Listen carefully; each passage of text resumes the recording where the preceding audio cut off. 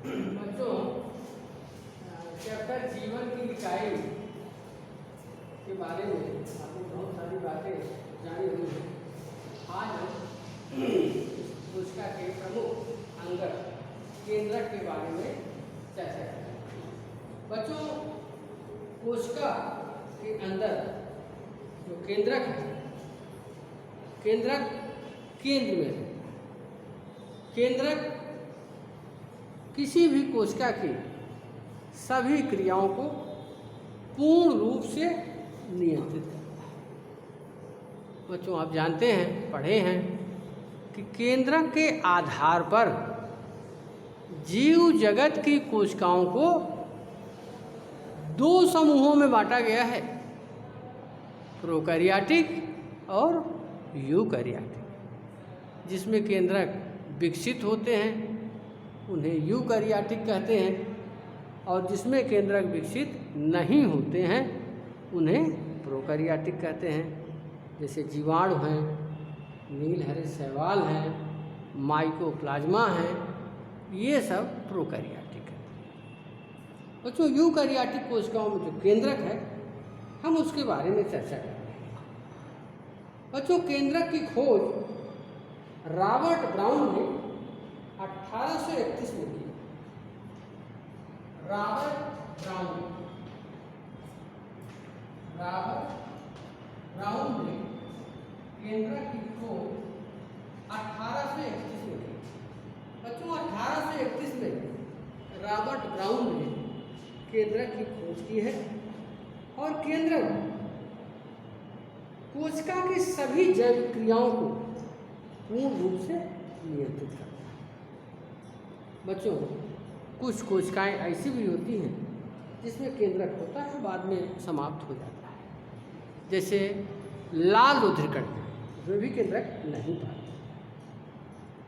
बच्चों, केंद्रक के 4 प्रमुख भाग होते हैं: केंद्रक कला, केंद्रक द्रव्य, केंद्रिका और क्रोमैटिन धागे। बच्चों, 4 भाग प्रमुख हैं। सबसे बाहर की तरफ केंद्रक कला। केंद्रक कला के अंदर आधारी पदार्थ होता है, उसे केंद्रक द्रव्य कहते हैं। केंद्रक कला के अंदर जो आधारी पदार्थ है वो क्या है? केंद्रक द्रव्य। केंद्रक द्रव्य के अलावा बच्चों, तो सबसे पहले केंद्रक आवरण हो गया एक भाग। दूसरा प्रमुख भाग होता है, दूसरा प्रमुख भाग है केंद्रक द्रव्य, और तीसरा प्रमुख भाग है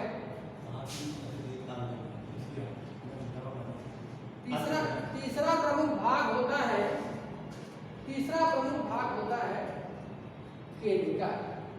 तो ये देखिए है केंद्रिका। तो सबसे पहला भाग केंद्रक कला, दूसरा भाग केंद्रक द्रव्य, तीसरा भाग केंद्रिका है, और चौथा भाग क्रोमैटिन धागे।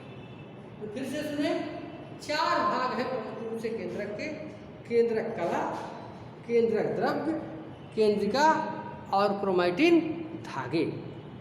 तो सबसे पहले बच्चों हम केंद्रक कला की बात करते हैं।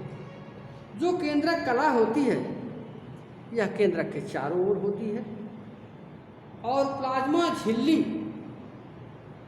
की तरह दोहरी झिल्ली की बनी होती है। यह बच्चों चयनात्मक पारगम झिल्ली होती है।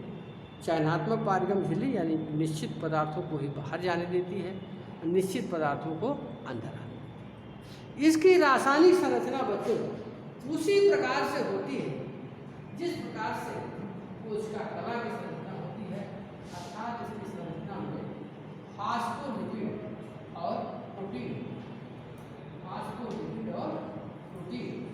दो से मिलकर के लिए बने। अब बच्चों दूसरे भाग की बात करें। दूसरा प्रमुख भाग है केंद्रक द्रव्य। बच्चों केंद्रक कला के अंदर जो मैट्रिक्स आधारी पदार्थ जिसे केंद्रक द्रव्य कहते हैं। केंद्रक द्रव्य अर्ध तरल पदार्थ जो कि न्यूक्लियोप्रोटीन का बना होता है। फिर से सुने, केंद्रक द्रव्य आधारी पदार्थ अर्ध तरल जो कि न्यूक्लियोप्रोटीन का बना होता है। इसी आधारी पदार्थ में केंद्रिका, क्रोमैटिन धागे, विभिन्न प्रकार के एंजाइम, खनिज लवण, आरएनए, राइबोन्यूक्लिक अम्ल और राइबोसोम आदि पाए जाते हैं। तो दोबारा सुने, जो केंद्रक कला है, जो कोलाइटिन आधारी अर्धतरल पदार्थ है जो कि न्यूक्लियोप्रोटीन का बना होता है, जिसमें क्रोमैटिन धागे, एंजाइम, खनिज लवण, आरएनए, राइबोसोम आदि विभिन्न प्रकार के रासायनिक संघटक उपस्थित होते हैं। अब बच्चों हम तीसरे भाग की बात करते हैं जिसका नाम है केंद्रिका। न्यूक्लियोलस जिसे कहते हैं केंद्रिका। बच्चों, केंद्रक के अंदर एक गोलाकार सघन पिंड होता है। केंद्रक के अंदर एक गोलाकार सघन पिंड होता है जिसे केंद्रिका कहते हैं। बच्चों, केंद्रिका के चारों ओर कोई आवरण नहीं होता है। केंद्रिका सीधे केंद्रक द्रव्य के संपर्क में रहती है। बच्चों, केंद्रिका में प्रोटीन, डीएनए, आरएनए प्रमुख रूप से पाए जाते हैं। डीएनए आप पूरा नाम जानते हैं, डीऑक्सी राइबोन्यूक्लिक अम्ल। आरएनए, राइबोन्यूक्लिक अम्ल आदि प्रमुख संगठक केंद्रिका में उपस्थित हैं। बच्चों, राइबोसोम के 3 प्रकार होते हैं, आप पहले भी जान चुके हैं कि टीआरएनए, स्थानांतरण आरएनए, आरआरएनए, राइबोसोमल आरएनए, और एक है राइबोसोमल आरएनए जो राइबोसोम के अंदर होता है, एक टीआरएनए जो अमीनो अम्ल का ट्रांसफ़र करता है। तो ये जो आरएनए है, इसके अंदर उपस्थित आरएनए प्रोटीन संश्लेषण में सहायता करते हैं। बच्चों, जो प्रोटीन के साथ राइबोसोम संयुक्त हो जाते हैं और इस तरह से प्रोटीन संश्लेषण में ये सहायता करते हैं। केंद्रिका को राइबोसोम उत्पादन की मशीन कहा जाता है। फिर से सुने, केंद्रिका को राइबोसोम के उत्पादन की मशीन कहा जाता है, यानी प्रोडक्शन मशीन ऑफ राइबोसोम, क्योंकि केंद्रिका में प्रोटीन, आरएनए और डीएनए मौजूद होते हैं और केंद्रिका का मुख्य कार्य राइबोसोमल आरएनए का संश्लेषण करना है। केंद्रिका का मुख्य कार्य राइबोसोमल आरएनए का संश्लेषण। बच्चों, आरएनए का ये संश्लेषण करता है। राइबोसोमल आरएनए जो राइबोसोम के अंदर रहता है, राइबोसोम प्रोटीन का निर्माण करता है और राइबोसोम का निर्माण केंद्रिका में होता है। इसलिए राइबोसोम के उत्पादन के कारण ही केंद्रिका को राइबोसोम के उत्पादन की मशीन। अब बच्चों, चौथा भाग है क्रोमैटिन धागे। क्रोमैटिन धागे एक जाल के रूप में केंद्रक द्रव्य के अंदर फैले होते हैं। बच्चों, कोशिका के विभाजन के समय ये स्पष्ट दिखाई देते। जब कोशिका विभाजन के समय क्रोमैटिन धागे छोटे और मोटे संघनित रूप में आ जाते हैं, तब उन्हें हम गुणसूत्र कहते हैं। बच्चों, राइबोसोम मुख्य रूप से डीएनए के ही बने। अब बच्चों, हम केंद्रक के अगर कार्य की बात करें, केंद्रक के प्रमुख कार्य इस प्रकार है। बच्चों, केंद्रक पहले ही आपको बताया कि कोशिका के अंदर घटित होने वाली सभी जैविक क्रियाओं को नियंत्रित करता है। इस तरह से आप कह सकते हैं कि केंद्रक कोशिका का कंट्रोल रूम होता है। कंट्रोल रूम कोशिका का कौन है? केंद्रक है। क्योंकि उसी के नियंत्रण में कोशिका की सभी जैविक क्रियाएं संचालित हैं। बच्चों, इसके पहले आप जानते हैं कि केंद्रक जब विभाजित होता है तो एक कोशिका दो कोशिका में बढ़ जाती है, अर्थात कोशिका विभाजन में केंद्रक का महत्वपूर्ण योगदान। अभी अभी आपने जाना कि केंद्रक के अंदर क्रोमैटिन धागे हैं।